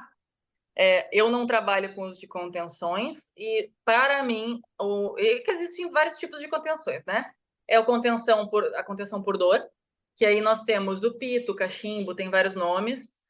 Tem o orelhamento, tem a prega, a gravata que chama? Não sei, pega a prega de pescoço aqui. paletó. Temos a contenção, paletó, exato. Tem a contenção por imobilização, que é com o uso de maneia, mão amiga, pé de amigo, maniador em geral, várias coisas. Tem o brete também. E tem a contenção por distração, que é a única que eu utilizo se eu precisar. Que é literalmente o cavalo sabe que eu tô ali e eu uso o peso dele para às vezes fazer uma coisa ou outra. Então, por exemplo, a minha égua foi uma que nunca ouviu falar em contenção. Usei uma vez contenção por distração nela, porque ela teve uma broca. E ela tava bem. Nossa, ela é muito chatinha de algumas coisas, assim. Ela é muito sensível, ela tem linhagem de PSI. E aí, se tem uma coisa que ela odeia, vai falar que é frescura, mas é mesmo, tá? É dela. Ela odeia, detesta na vida dela, é água escorrendo nela. Meu Deus do céu, vocês não têm noção de braba, não é medo, ela fica braba. Se vai lá, lava ela de jato, ela fica parada. Desligou o jato, começou a escorrer, pronto, ela vira, ela sapateia, ela bate a mão, ela fica braba, ela bufa. É um horror. Mas, em geral, o que eu fiz? Ela conhece todas as técnicas e exercícios básicos, porque ela foi trabalhada comigo desde sempre. E aí, ela não estava querendo mais que lavasse a broca dela. E aí, chegava perto da mangueira, ela levantava a mão assim. Tentava segurar, ela jogava a mão para frente. Tava de saco cheio. Tá bem, tá bem. O que eu fiz? Pedi para outra veterinária ir pro lado dela, mostrar que tava ali, pedi o flexionamento lateral. Quando a gente pede flexionamento lateral, ela troca o apoio, distribui o apoio para outra mão. E aí ela bota o peso em cima da mão. E aí pronto, resolvido. O problema, lavado rapidinho, passa o sabão, tira com água, pronto, acabou. Ninguém se machuca e ninguém se incomoda. Então ela se distraiu comigo e deu para fazer o procedimento. Então, assim, mito, contenção. E a contenção, ela gera. Quando a gente impede o cavalo de fugir de algo que ele considera algo ruim para ele, algo perigoso, ou algo que ele tenha medo em geral, ou que cause dor a ele vai reagir de forma mais explosiva. Então, ele se torna muito mais volátil, vamos falar assim. Ele simplesmente. Ele tá aqui, de repente, ele bum, e dá uma manotada em alguém, ou morde alguém. Quando a gente permite que ele se movimente, a gente consegue fazer melhor esse condicionamento dele sem essas explosões que são extremamente perigosas. Então, quais casos que eu indico contenção por dor? Em caso que precisa fazer vida ou morte. Se não fizer, o cavalo vai morrer. Vamos lá, preciso sondar o cavalo. Gente, sondar dói. Ele não vai te deixar, muito difícil que ele deixe sondar sem uma contenção. Por quê? Porque tá doendo, tá enfiando o negócio no focinho dele, às vezes sangra e tal, dói, então não vai deixar.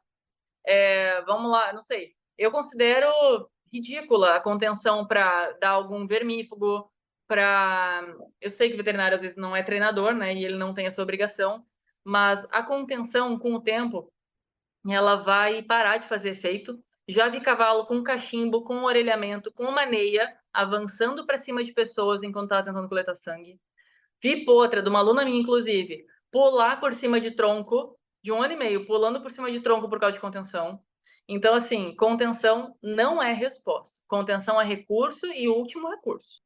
Acho bem bacana você trazer isso, porque assim, né? Eu também dava aula de semiologia, então a gente passa por todo esse processo, né? Gente, vamos lá, contenções físicas, e aí tem a questão de causar dor no animal, que é uma coisa que, quando eu estava na graduação, a gente era mais assim, ok, tá, causa dor. Hoje em dia, a gente já vê a reação da aluna é outra, né? Ai, meu Deus, mas eu vou fazer uma coisa que vai causar desconforto ao animal. E a explicação sempre é essa: tem situações em que você não vai fazer a opção de sedar o animal porque você vai mudar parâmetro, você vai perder parâmetro clínico de avaliação para saber como está a evolução, etc, etc. Mas você precisa passar uma sonda, por exemplo, no cavalo com cólica, não tem como não passar sonda, então você vai precisar fazer. Mas eu acho que é muito importante, né? Seria muito importante a gente ter na equidiocultura, talvez, né, ali pelo quinto período, uma pegada mais direcionada para o comportamento, exatamente para o aluno já chegar na semiologia com esse olhar. Então, quais são posturas que o animal adota, quais são questões ali que você, de repente, pode tentar manejar, sem achar que é efetivamente você amarrar o bicho todo, fazer uma contenção que vai muito contra o que é a natureza de um animal que é presa, né? Achando que isso vai te dar segurança, né? Então, acho que é bem bacana essa questão do mito que você trouxe. Não imaginei que seria a contenção. É bem bacana. É, Na verdade, sabendo só, assim, ó, o que precisaria apresentar já seria mais que o suficiente, muito mais que a massa do mercado sabe, princípios básicos do comportamento, áreas de defesa e angulação, ponto, e formato de condicionamento. Essas 4 coisas já livrariam as pessoas de muitos acidentes. Sabia que a veterinária, especificamente na área de grandes animais, tem mais acidentes, mais danos do que a construção civil? Isso é um dado muito alto. Eu tenho 7 anos aí, quase 8 anos de reabilitação de cavalos. Ou seja, eu trabalho com animais que são realmente problemáticos. E eu tenho um acidente e 2 incidentes. Um era realmente inevitável, eu estava em cima e não foi culpa de ninguém. E 2 incidentes porque foram atitudes muito diferentes do normal, mas ainda assim não me machuquei sério. Então, assim, para um domador, para um treinador não ter se quebrado ainda, isso é muito raro. A Jenny é outra, a Jenny que está aí assistindo, ela é outra que, assim, ela não se machucou ainda com cavalo. Gente, a gente consegue ver, se a pessoa trabalha de forma bruta, ela se machuca. Não tem como não se machucar. e é sempre um risco muito grande, né? Porque um acidente com um animal de grande porte assim pode ser o único que você vai ter, né? Exatamente. Aquele ali, pronto, acabou. Então, realmente, a gente tem que ter bastante cuidado. Você acha que seria interessante, por exemplo, para um aluno, né, que às vezes não tem esse convívio no meio equestre? Às vezes a pessoa não teve oportunidade, ou, enfim, nunca montou, nunca andou a cavalo, não tem fazenda, não tem esse contato. A pessoa que quer trabalhar na área de equinos, fazer curso de doma, né, para ter esse convívio, para ter esse olhar mais apurado? Com certeza. Eu indico muito, assim, fazer uma imersão nisso, porque vai te dar uma outra visão. Só que, eu falo, qualquer curso que vocês forem, tenha um filtro. Porque muitas vezes a pessoa fala uma coisa e daí tu pergunta por quê? Ah, porque é. Não, gente, não existe porque é. Porque sim. Eu lembro de uma aluna que eu tive que ela falou: ah, porque o cavalo ele baba a espuma branca lá da boca, ele faz isso porque por causa da testosterona. Porque assim, hã? Ainda falou, não, é por causa disso. Quem te falou isso? Ah, não, meu treinador me falou, tá, mas por quê? Ah, não sei porque ele me falou. Não, por quê que ele por que que é? Ah, não sei. Que deram na telha. O pessoal acaba fazendo muito isso. Muito, muito mesmo. E para quem quer saber agora da espuma branca, gente, é por causa de uma saponina, tá? Acontece tanto por causa da saliva com contato com ar, quanto por fricção, tanto que acontece em áreas que tocam o material, né, e faz roçar, faz fricção, e aí acaba formando aquela espuma por causa de uma proteína que acaba gerando isso que nem no sabão, igualzinho. Só significa que o cavalo tá bem nutrido. Temos aqui Camille Moreira. Eu terei comportamento e bem-estar animal, se não me engano, no sexto semestre, mas me choca muito pessoas que já fizeram e lidam com cavalos e tratam eles como se não soubesse o que faz mal a eles. E a Mariane Dubini, que espetáculo! Dois profissionais de peso dividindo conhecimento. Assim, gente, entendo. Eu não costumo falar sobre isso assim muito online, tá? Mas a gente tem que entender que a pessoa que está tratando aquele cavalo tem uma história. E essa pessoa, dessa história, ela teve um histórico, e essa pessoa teve pais, teve tios, teve, né, outras pessoas que colocaram coisas na cabeça delas. Então, assim, muitas vezes, pessoas que foram maltratadas, vamos falar assim, maltratadas mesmo. Maltratadas, o que é maltratada? É espancada? Nem sempre, às vezes foram realmente abusadas verbalmente, tá?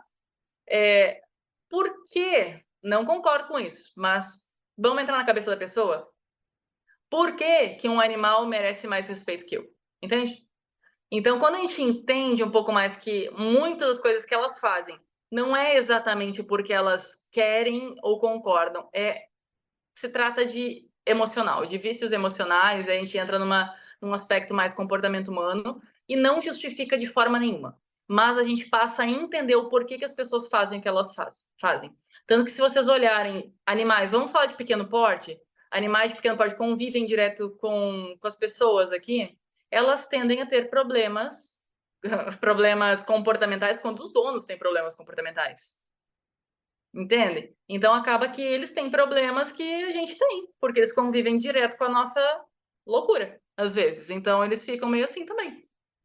E eu acho que é outra questão que chama atenção para a necessidade do médico veterinário pensar na importância de se relacionar com pessoas, né? De você, de repente, perceber que no seu meio de trabalho, você tem um olhar para o tratador, você tem um olhar para o treinador, você tem um olhar para o proprietário, pode te ajudar a ter mais sucesso no tratamento daquele animal.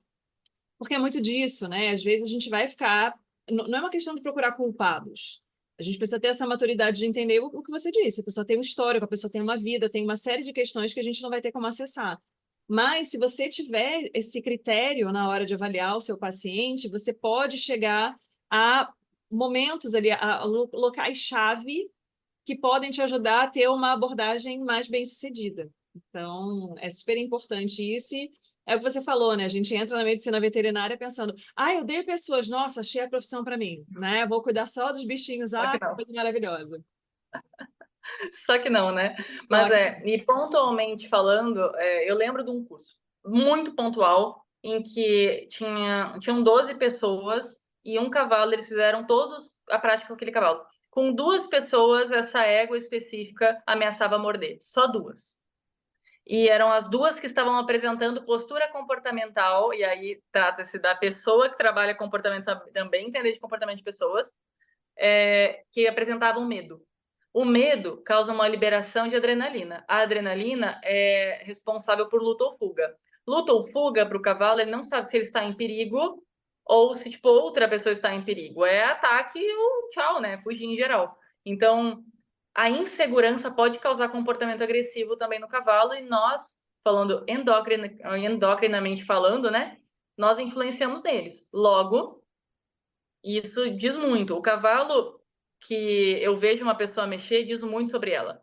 Então eu consigo fazer uma leitura e como professora tem que ter uma sensibilidade muito grande de saber como tratar. Então, sabe aquele ditado, trate o outro como gostaria de ser tratado? Eu discordo bastante dele. Eu acho que o outro deve ser tratado como ele gostaria de ser tratado. E ele precisa ser tratado. Então, eu não falo com o aluno X da mesma forma que eu falo com Y, porque eles são pessoas diferentes, comportamentos diferentes e precisam de coisas diferentes. E aí vai de quem tem o conhecimento para se moldar, e isso não é manipulação, tá, gente? É realmente se moldar para que a gente fale a mesma língua. Então, eu não vou falar inglês com uma pessoa que fala espanhol. Ela não vai me entender. Então, quem já passou, né? Coloca no chat, gente. Quem já passou por aquela situação, parece que vocês falaram 1000 vezes e a pessoa não entendeu o que tu falou para ela. É porque vocês não estão falando a mesma língua. Às vezes é o formato, às vezes é o tom de voz, às vezes é o espaçamento das palavras, às vezes é a forma de falar mesmo. E tudo isso influencia e ainda estamos falando de cavalo. exatamente. Jenny mandou aqui uma aula fantástica. Paola, que mensagem você teria para trazer para pessoas que estão na medicina veterinária ou que têm vontade de entrar no curso, que gostam de cavalos, que amam cavalos e que querem essa área de comportamento? O que você pode dizer, né? Vamos lá, para encorajar o pessoal, né? Que a gente sabe que tem bastante desafio, mas o que você teria para trazer de mensagem? Olha, eu gostaria de trazer uma mensagem, não especificamente para quem quer comportamento, mas para os alunos em geral. Eu me preocupo muito com os alunos atualmente. Eu vejo que é uma geração muito legal, porque é uma geração que está se preocupando demais com a parte emocional, tá? Muito, e eu acho muito importante, apesar de muitos usarem como justificativa. E já vou explicar isso. Eu entendo a ansiedade. Todos nós temos um certo nível de ansiedade. O que é ansiedade? Ansiedade é excesso de futuro. É ficar pensando demais no que vai vir. E eu entendo que muita gente tenha medo do que vai vir depois, porque nós não somos preparados para isso. Nós somos preparados para coisas acadêmicas e conceitos acadêmicos que ainda são muito pouco do que a gente precisa ali na frente. Então, gente, o que eu quero passar é: muitos, por conta da ansiedade, tentam achar atalho. Se atalho, vou ser bem agora clichê, tá? Se atalho fosse bom, se chamaria caminho. E aí vem pessoas e me perguntam: Paola, eu quero não sei o quê, quero trabalhar com comportamento, o que eu faço? Gente, parece lógico, mas vai estudar comportamento. Ah, Paola, mas eu quero, não sei o quê. Mas é difícil porque é muito machista a minha cidade. Minha filha, saia da sua cidade. Vá para o mundo. Ah, mas eu tenho medo. Vai com medo, certo? Eu vou trazer para vocês o quê? Gente, eu comecei a trabalhar com comportamento no meu primeiro semestre. Por quê? Porque eu tinha 5 anos para não ter cobrança nenhuma em cima de mim. 5 anos para eu sair como uma médica veterinária formada com experiência de 5 anos. Claro, o que eu fiz é arriscado, porque eu botei na minha cabeça, como uma pessoa teimosa que eu sou, ou persistente, que foi o quê? Eu vou trabalhar com comportamento e ponto. Vou. Ah, mas não tem sim. E vai dar certo porque tem que dar certo. Então eu sempre fui meio assim. Mas eu comecei e foi isso. Eu trabalhei de graça, às vezes até paguei para trabalhar por 4 anos. Eu sei que não é todo mundo que pode se dar o luxo. Mas a questão hoje, muito dessa geração, e para quem não sabe, eu tenho 26, amanhã eu faço 27 anos, então eu não sou tão da geração passada não, tá? Essa geração não quer pagar o preço. E quando eu falo pagar o preço, esqueçam se matar de trabalhar. Não é se matando de trabalhar que vocês vão dar certo, mas convivendo com as pessoas certas, fazendo a coisa certa e na hora certa. E aí, quando eu falo isso, é o quanto vale a pena. Não tô falando para vocês se focarem numa coisa só e ficarem obcecados pra caramba, tá? Mas o quanto vale de fato, o quanto tu tem ido pra festinha de universitário e o quanto você tem investido no que tu quer fazer. O quanto tu tem ficado na frente da Netflix e o quanto vocês têm realmente pesquisado sobre o assunto. A quantidade de artigos disponíveis é gigantesca. Se vocês estão numa universidade, normalmente eles assinam lá um negócio que vocês têm acesso a artigos do mundo inteiro. É só pesquisar. Aí eu odeio essa aula, ok. Passa a aula procurando o raio do artigo. Já fiz muito isso, tá? Quando eu estava na universidade, gente, teve um momento em que eu decidi. Eu decidi que eu ia fazer alguma coisa da minha vida e que eu ia fazer diferença para alguém. Para mim, para os outros, para quem fosse. No 7º semestre, eu comecei a palestrar em universidades. O que eu fiz? Ah, Paola, mas tu não era formada. Não. O que eu fiz? Montei um projeto. Porque aí no 7º semestre eu já tinha aí o quê? Uns 3 anos de experiência trabalhando cavalo? Ok. E mais 10 anos de equitação. Ok. Não, um pouco mais. Mas enfim. E aí o que eu fiz? Montei um projeto, peguei o Instagram, abri todas as universidades e mandei. Gente, quero dar uma palestra, quero ajudar. Quase ninguém me perguntou se eu era formada, eu também não falei, ficou por isso, e eu estive lá palestrando em universidades. Então, no 7º semestre, eu, claro, né, estudando muito, com responsabilidade, com referências, fui apresentar e ajudar outras pessoas, ministrando meus primeiros cursos presenciais e dando um jeito nisso. Portanto, parem de não querer pagar o preço, gente. É a vida de vocês, é o futuro de vocês. E não se preocupem que a veterinária, a graduação que vocês estão fazendo, não é necessariamente a coisa que vocês têm que fazer pro resto da vida de vocês. Vocês não são obrigados a atuar, ai, mas é que eu só fiz comportamento. E agora? Gente, se eu quiser trabalhar com finanças hoje e largar tudo, ok. Desde que eu tenha competência para isso, beleza. Vocês não perderam nada na vida de vocês, porque a vida não é só trabalho. E aí entra numa coisa de comportamento para vocês entenderem qual é o lugar de vocês. Porque se vocês não forem veterinários, quem vocês são? Porque se ali o rótulo de vocês é médico veterinário, se alguém tira isso de vocês, vocês se acabam. Então, resumo da ópera é: se conheçam mais, estudem, queiram pagar o preço, e pagar o preço não é se matar, mas sim usar as horas e tempo e pessoas da forma certa, e comecem ontem. Não começou ontem, começa hoje. Vai, sei lá, fazer um perfil, vai se inscrever num curso, vai, não sei, sai da frente do computador, vai fazer alguma coisa. Sai da frente da TV, né? No computador ainda tem coisa para fazer. Mas vai fazer alguma coisa. Então, para quem tem mais interesse nessa área de comportamento, tem meus alunos aí, inclusive, podem acenar no chat aí, pessoal, que vocês estão aí. Tenho um curso de comportamento e reabilitação de cavalos, em que tem, agora já deve estar nas 50 horas aí de conteúdo teórico, prático, fundamentado, em que tem um grupo que vai ajudar vocês, que vai dar apoio emocional e prático para vocês, porque eu sei como é se sentir sozinha nesse meio, nadando contra a correnteza. E ainda tem um curso prático já incluso no final do ano, em novembro, em São Paulo, Lins. Ah, mas é longe. Gente, pelo amor de Deus, economiza, paga o preço, pega uma passagem e vai para o raio do curso. Pronto, acabou. É simples assim? É simples assim, certo? Tá boa a Com mensagem? certeza. Maravilhosa a mensagem, adorei. Inclusive, A nossa, mensagem é você é assim, muito gente, não tenha jovem. paciência. Estou Muda, chocada, você é resolve. muito jovem. Nossa, estou muito chocada. Maravilhosa. Tem alguma coisa que você gostaria de falar que eu não te perguntei? Alguma coisa que você pensou assim lá no início, né? Isso aqui tem que falar. Nossa, a minha cabeça funciona meio Dory, assim, sabe? Eu penso em tantas coisas ao mesmo tempo que às vezes eu me perco. Mas acredito que a principal coisa que eu quero falar para vocês, além dessa parte que eu acabei de falar, gente, é assim, questionem mais, tá? Essa cultura do simplesmente aceitar o que está sendo dito vem de dentro de casa. E quando de dentro de casa? Quando o adulto fala para a criança que fica quieto, os adultos estão falando. Por quê? Porque sim, porque eu que sei. Eu sou adulto. E aí a gente vira um monte de adulto que não sabe nada, né? Não sabe nada porque a gente nunca sabe nada, tá? A gente sabe muita coisa, quanto mais a gente sabe, mais a gente sabe que não sabe. E aí entra um monte de gente apavorada, com crise de identidade, crise de um monte de coisa, porque a gente acha que tem que ter todas as respostas e a gente tem medo de questionar. Porque às vezes o questionamento vem seguido de uma,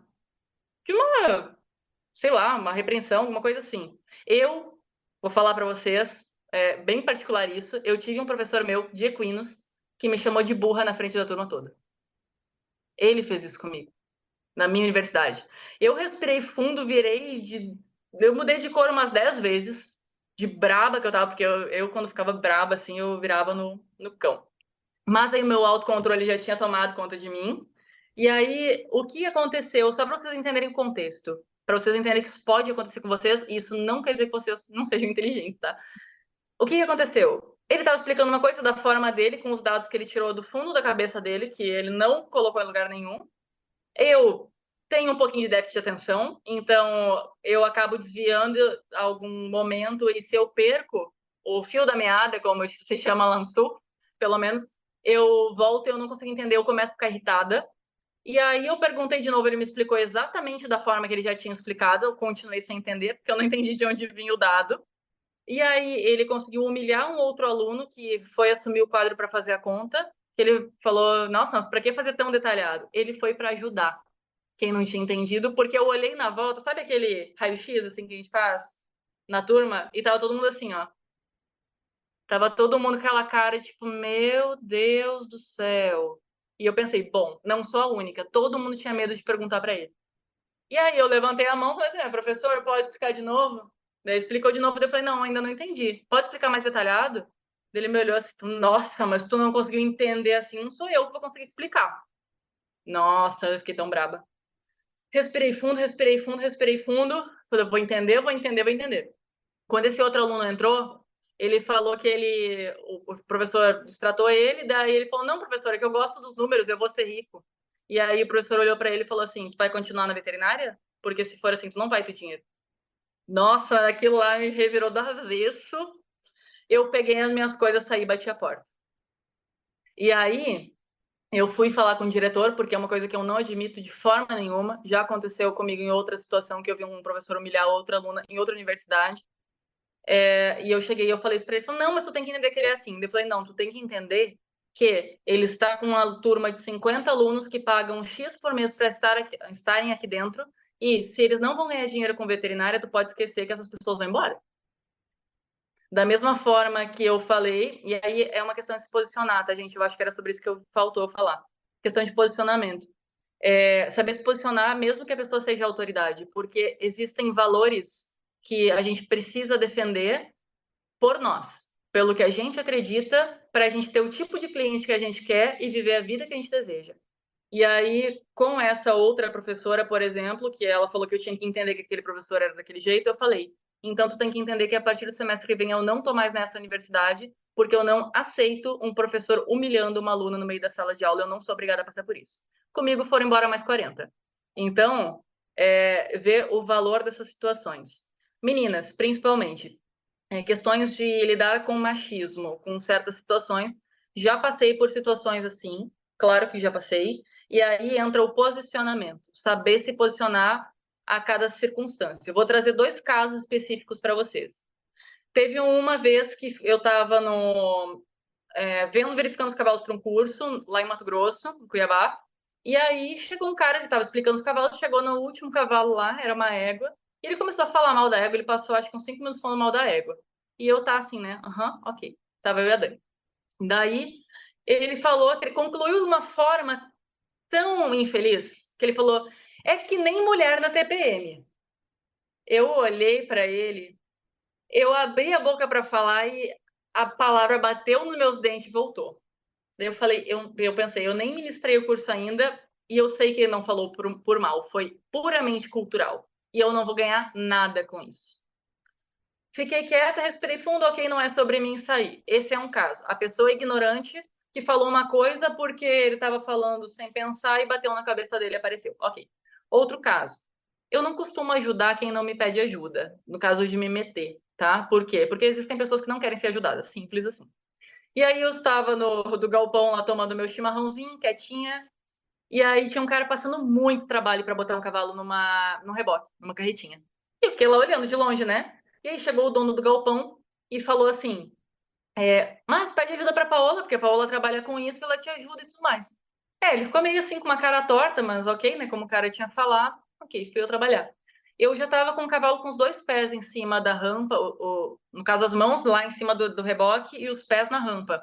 E ele tava entrando numa boa, só que eu faço muito gradual. E eu tava uns 15 minutinhos trabalhando ali. E aí ele foi dar uma de machão e falou assim: se fosse eu, dava uma tunda de laço nesse cavalo, já tava aí dentro faz tempo. E aí eu respirei fundo, olhei para ele, peguei a corda que estava na minha mão, tirei o cavalo, entreguei para ele, falei: toma. Não, não, imagina. Falei: ué, mas eu tô trabalhando, tô te ajudando, tu ainda fala uma idiotice dessa? Se tu sabe fazer, então faça tu. Não, capaz. Falei: então não me atrapalhe, deixa eu fazer o meu trabalho, que eu ainda tô te fazendo um favor. Aí entra uma questão de posicionamento. Ah, mas foi grossa. Gente, ele me distratou e eu não fui ofensiva de maneira nenhuma. Eu simplesmente defendi o meu ponto e a minha imagem porque eu estava ajudando alguém. Então é saber o limite até onde pode ir, até onde não pode ir. Só que para isso vocês precisam ter certeza absoluta de quem vocês são e quais os valores que vocês têm. Porque senão as pessoas vão falar e vão pisar em cima de vocês, porque elas acham que podem abusar e ir longe, tá? Então, o que eu quero falar para vocês? Paguem o preço, façam o que precisa ser feito e se conheçam e aprendam a se posicionar. Acho que essas 4 coisas estão tranquilas, né? Acho que deu o horário já. Quase 10 horas. Com certeza. Paola, muito obrigada pela sua participação, foi maravilhoso. Seus alunos todos assinaram aqui no chat, tá? Todo mundo levantou a mãozinha, eu aqui, curso maravilhoso, todo mundo elogiando o seu curso. Queria te agradecer muito por estar aqui com a gente hoje, né? Por trazer todo o seu conhecimento, toda a sua. Não, toda não, né? Toda exagero, a gente com certeza tem muito mais histórias por aí, mas parte da sua trajetória, né? O que te levou a escolher certos caminhos. Eu acho que é muito interessante a gente ter essa possibilidade de enriquecer o olhar do aluno para a medicina veterinária e da sociedade como um todo, da gente entender que tem muitas áreas diferentes, que têm uma grande importância e para a qual não se tem um olhar ainda muito refinado. Então, é super importante, né, ter profissionais como você aqui no canal com a gente. Queria, né, caso você queira, né, alguma última palavra. Ai, que dramático. Mas, Última, tem alguma última palavra para a gente se despedir e encerrar aqui?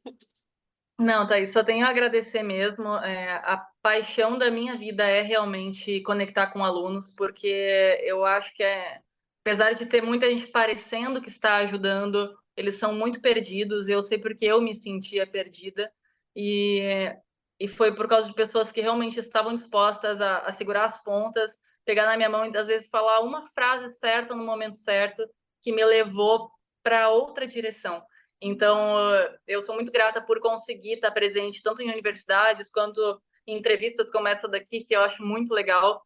E sempre que alguém me pede ajuda, eu estendo a mão com todo o carinho do mundo, mas infelizmente online às vezes é meio limitado, mas eu realmente gosto muito dessa troca, eu acho muito especial. Vocês vão ver que quando a gente começa a conhecer pessoas, a gente ama pessoas. Eu sei que tem gente que fala assim, nossa, eu abomino pessoas. Gente, você é pessoa. Se você é pessoa e você odeia pessoas, você tem algum probleminha para ser resolvido, porque a gente precisa amar pessoas e entender que é a partir das pessoas que a gente faz a diferença. Porque se dependesse só de mim, quantos cavalos eu consigo trabalhar no ano? Então, pô, ali da minha escola são mais de 50, e eu sei a diferença que eles fazem, ajudando um, ajudando o outro, e vão e mais e mais. E a gente muda o mundo com a quantidade de pessoas que estão dispostas a amar pessoas e fazer diferença com pessoas. Então, que precisarem de mim, é só entrar em contato via Instagram, geralmente é mais fácil de entrar em contato comigo. E fico à disposição de vocês. Agradeço mais uma vez, Thaís. Obrigada pela oportunidade. Obrigada, Paola. Este foi o Papo de Veterinária. Obrigada por ficar conosco até aqui. E não esqueça de compartilhar com seus colegas que também gostariam de saber mais sobre a profissão. Toda quarta-feira temos vídeos novos no youtube.com/papo de veterinária. E às segundas-feiras estarei aqui com vocês para mais um episódio. Até lá!